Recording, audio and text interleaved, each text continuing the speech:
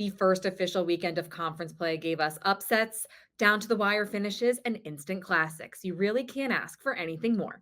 Welcome to This Week in Big Sky Football. 3, 2, 1, go!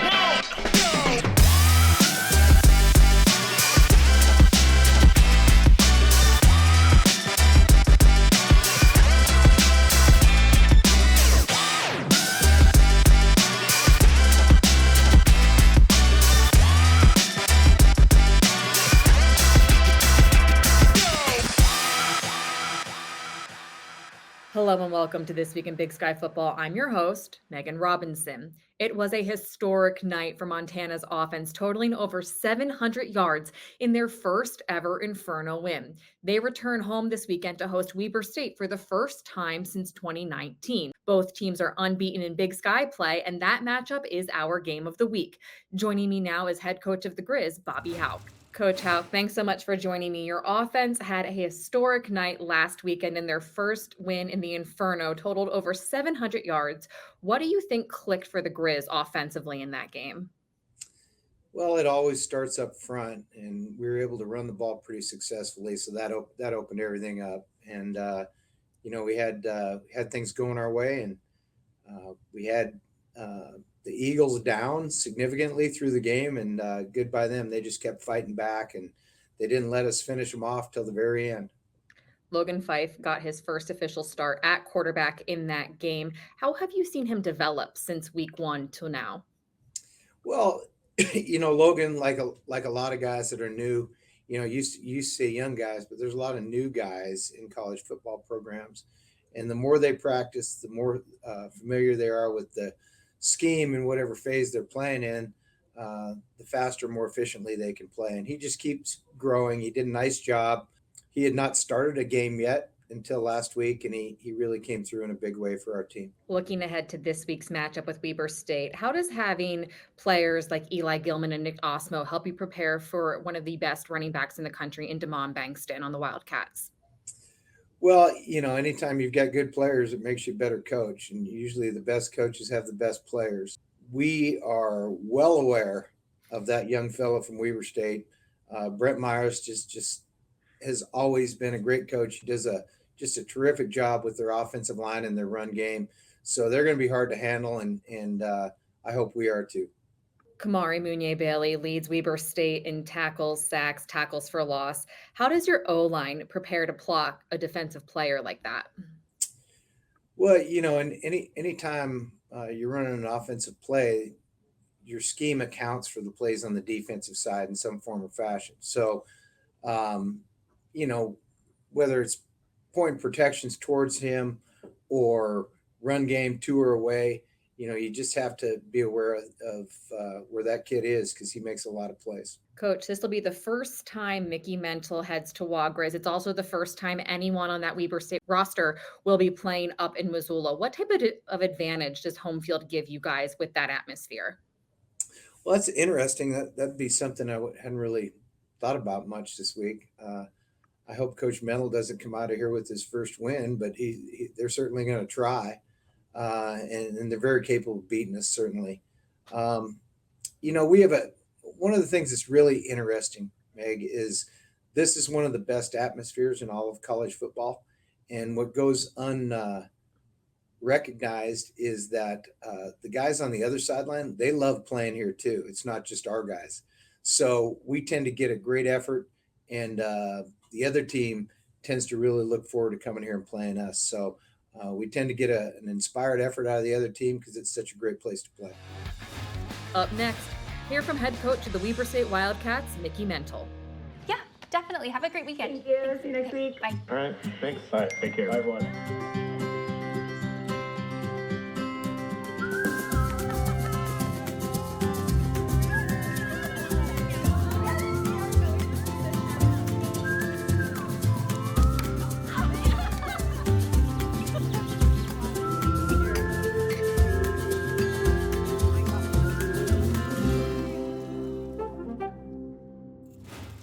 Welcome back to This Week in Big Sky Football. I'm Meghan Robinson, joined now by the head coach of Weber State, Mickey Mental. Coach, this will be your first time facing Montana as head coach of Weber State, the first time in Missoula since 2019. What have you heard about the environment in Washington Grizzly Stadium? I heard it's second to none. Obviously, a fantastic atmosphere to play for our guys. It's always filled and they're loud, and they do a tremendous job um, making an advantage when they play up there.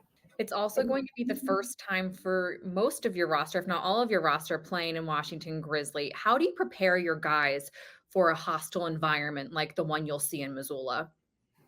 I think you obviously put some practice noise in during practice to help that situation, but I think it always goes back to what your standards are and your routine and how you practice, and making sure you're prepared so all the noise is just blocked out and you can just play at a high level. One of your guys that has been playing at a very high level is, of course, Kamari Munye Bailey. He leads the team in solo tackles, tackles for a loss, and sacks.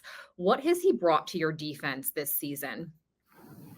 Just the ability to win a one-on-one pass rush and get home with four, and then you can play with coverage obviously behind it. Very explosive guy. His personality is awesome. He's one of the guys on the team that you enjoy being around just because he loves football and he loves being around the rest of his teammates. And what he does on the field stems from how he prepares and how he practices at a high level. For Montana, Logan Fife got his first start last week, threw for 5 touchdowns. They totaled over 700 yards of offense in that win. How do you slow down the Grizz attack? Obviously, they're really talented. Coach Hauck and the rest of his staff put their players in really good positions to be successful. I think it's winning first down, and putting them in bad down and distance situations so we can get them as one-dimensional as possible. You got to tackle at a high level.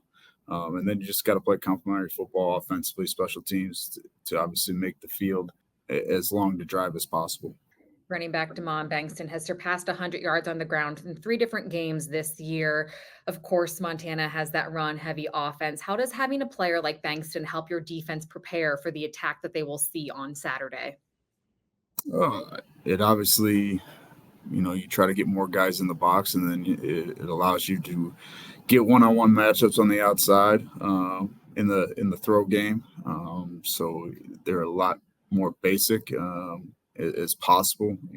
What they do defensively with the multiple front stunts and blitzes. You got to be sound in the run game and in the pass game so you can account for all the hats in the box.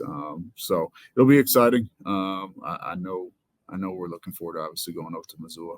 Receiver Jacob Sharp has big playability, and we've seen Richie Munoz get more comfortable under center. How does that combo's deep threat potential hopefully keep Montana's defense on their toes?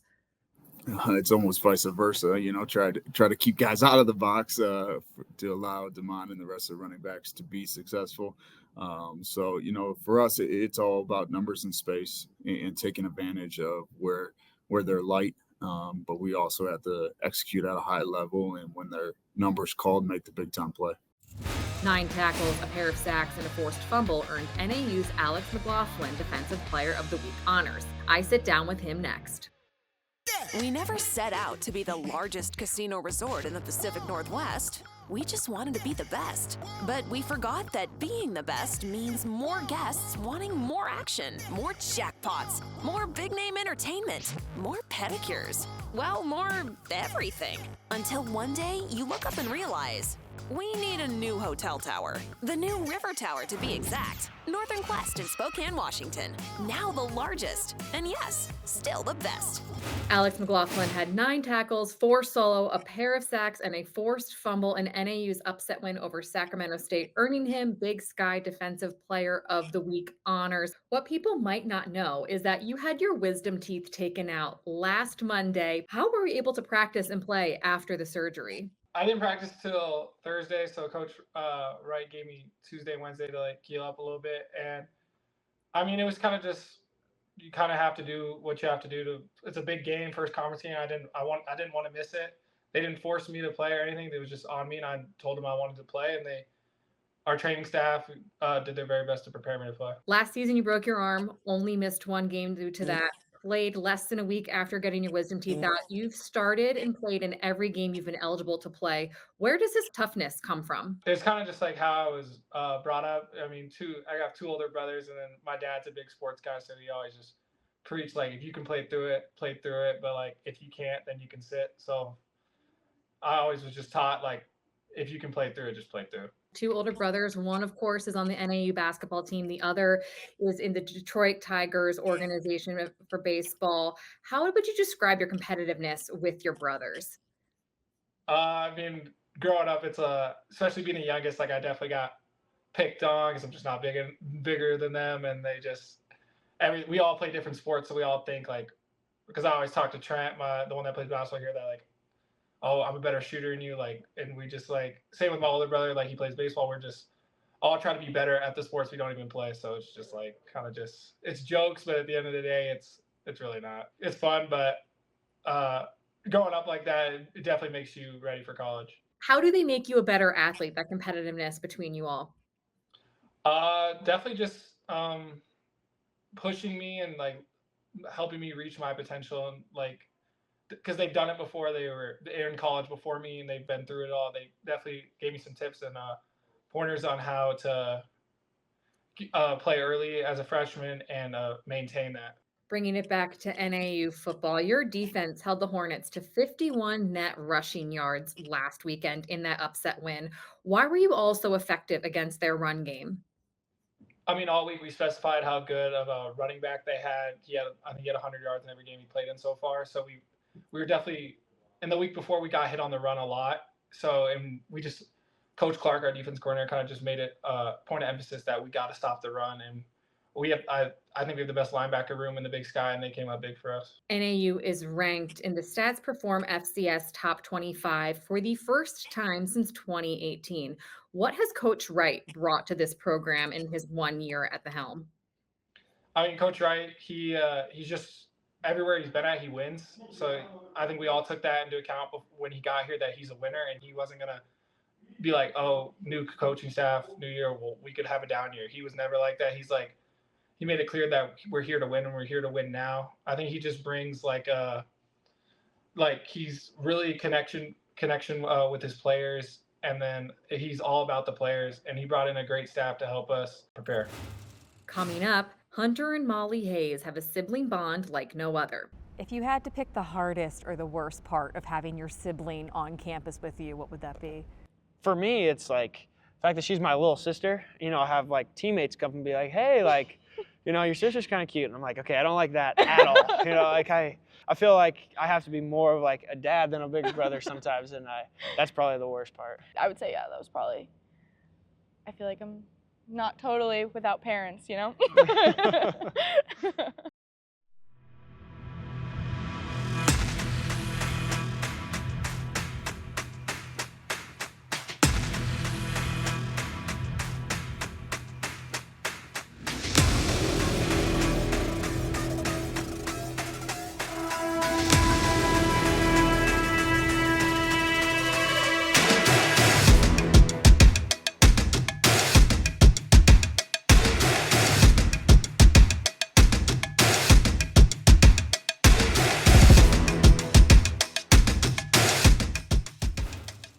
Hunter and Molly Hayes didn't go to high school together. So when Molly received an opportunity to come play for Idaho State, she knew she had to take it.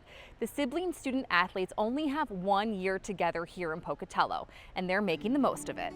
How would you describe your relationship with your sister Molly? I feel like a lot of siblings fight a lot, but I think me and Molly have always been really close our whole life.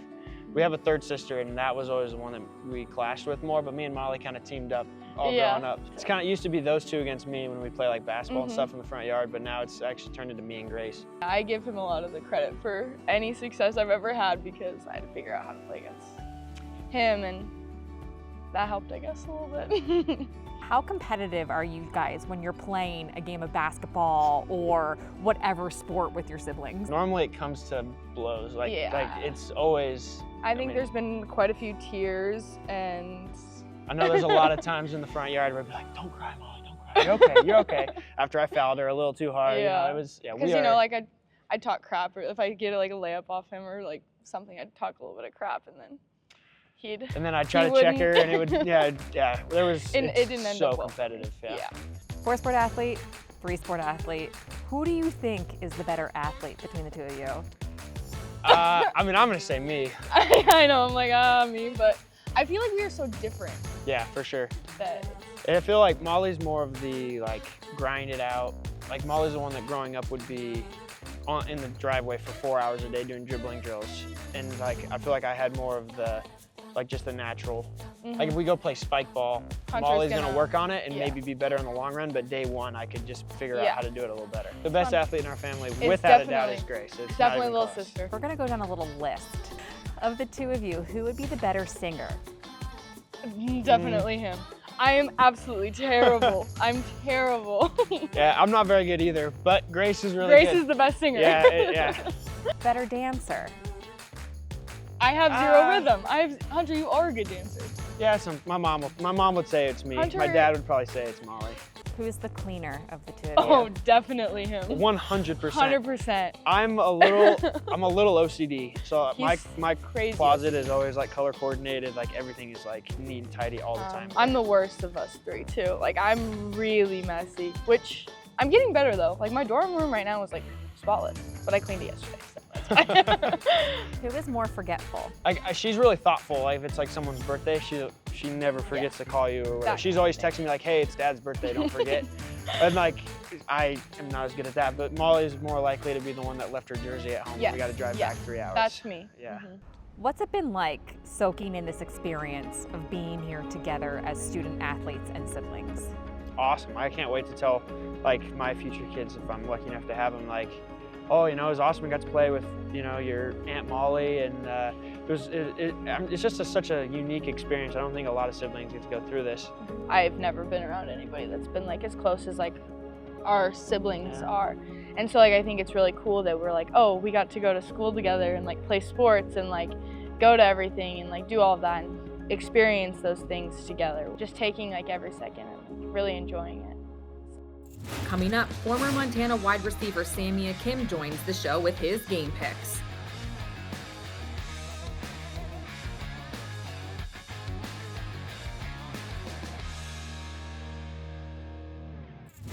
Welcome back to This Week in Big Sky Football. I'm Megan Robinson. Several teams are off to a hot start in conference play. Here's what's happening around the Big Sky in Olympic sports.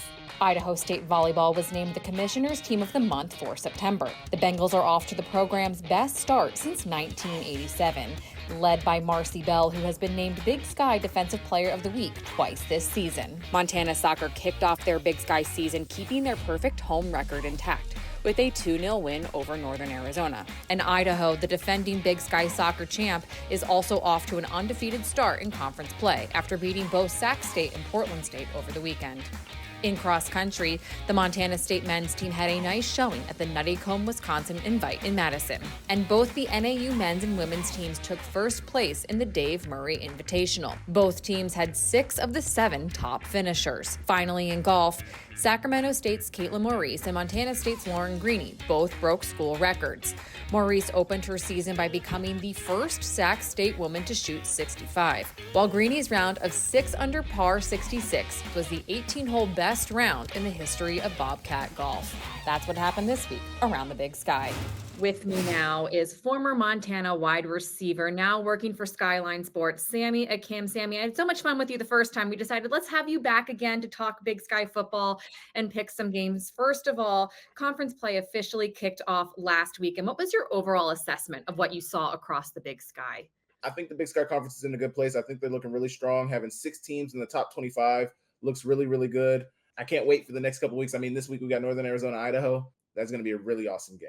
What are some of the games besides the brawl, of course, on the Big Sky schedule moving forward that you are most excited for? Anybody Northern Arizona plays is going to be a good game. If I had to pick 2, it'd be UC Davis coming to Montana and then Idaho playing against Montana State. I still think that's going to be a really, really good game. Sammy, we have some good matchups this week, starting with UC Davis versus Portland State. UC Davis coming off their first ever win against a top 5 team. They jumped to number 9 in the Stats Perform FCS top 25. Portland State, on the other hand, looking for their first win of the season. Who you taking in this matchup? Taking UC Davis. I do understand that UC Davis has got a big win at home against Idaho. And sometimes there could be some big win hangover from a game like that, but I expect them to take care of business. I suspect they'll probably be 3 to 4 score favorites in that game. And I think they should really cover that. NAU with that massive upset over Sacramento State last weekend. They are now 25th in the Stats Perform FCS Top 25, the first time the Lumberjacks are ranked since 2018.